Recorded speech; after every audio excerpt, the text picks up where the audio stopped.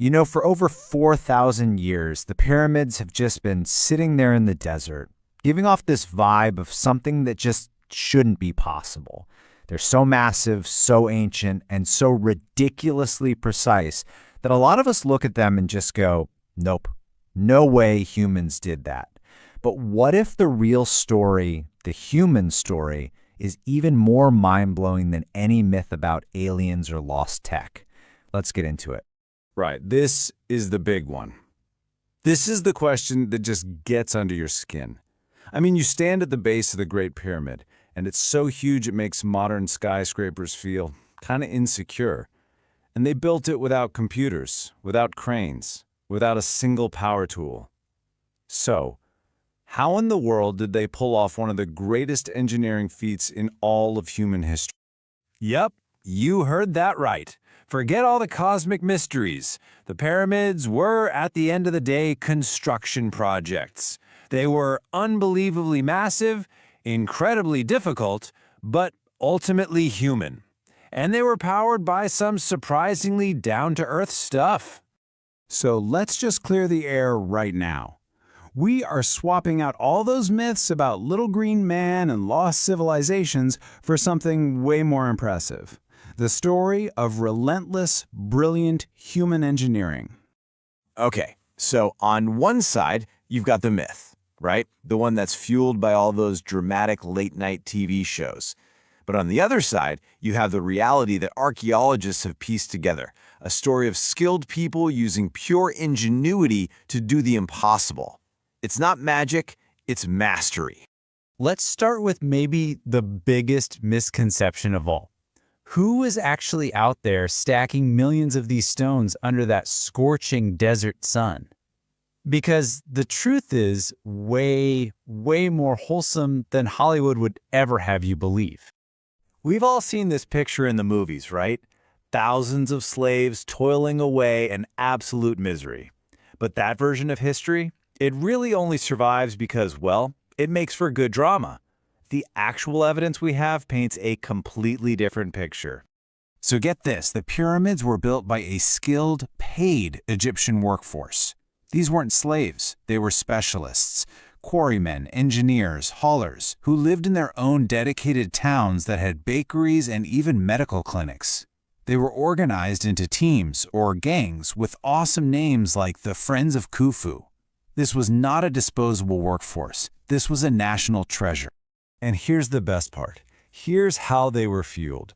Workers got about 4 liters of beer a day. Now, this wasn't party beer. It was thick, nutritious, packed with calories. It was basically an ancient energy drink. It was hydration, nutrition, and morale all rolled into one. Okay, so we've covered the muscle. Now let's talk about the minds behind this whole operation.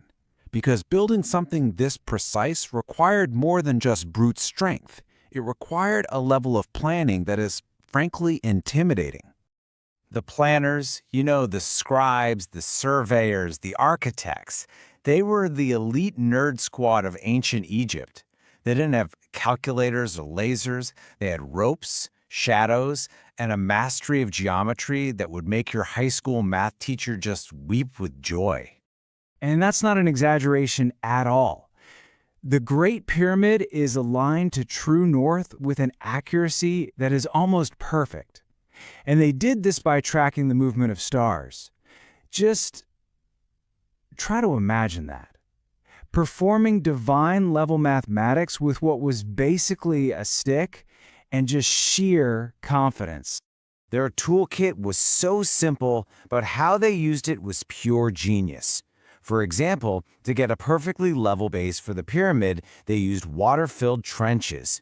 And it's so level that it varies by less than an inch across the entire massive site. See?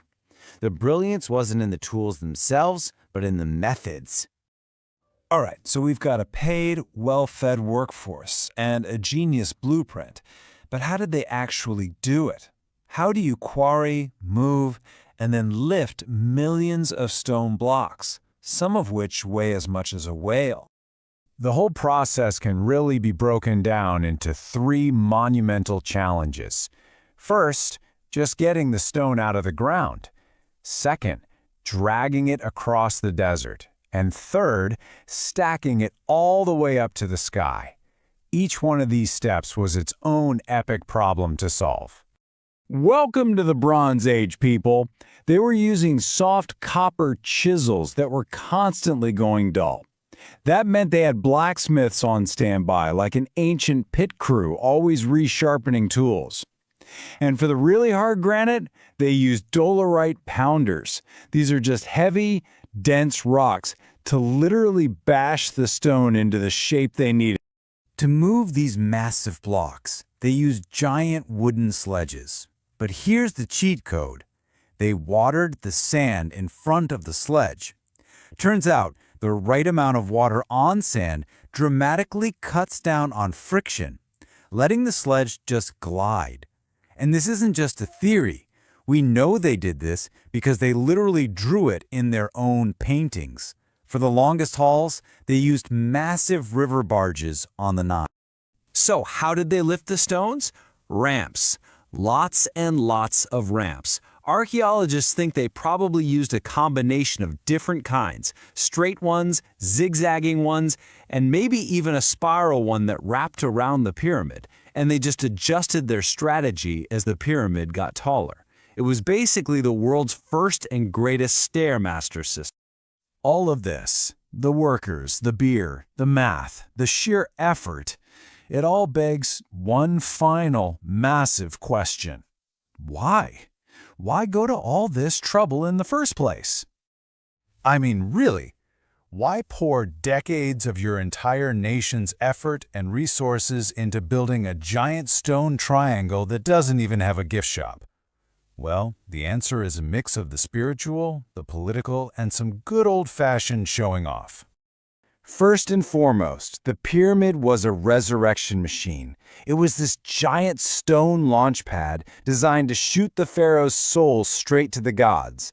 But it was also a political billboard, announcing to the entire world that the pharaoh had total control over labor, resources, and geology itself.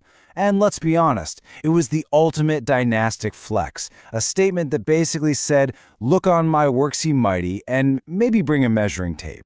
And this, right here, this gets to the very heart of it. The pyramid builders achieved such impossible precision because their goal wasn't just to build a tomb for a king. They weren't aiming for possible. They were aiming for eternal. And thousands of years later, as we're all still staring at their work in complete wonder, I think it's pretty clear they hit their mark.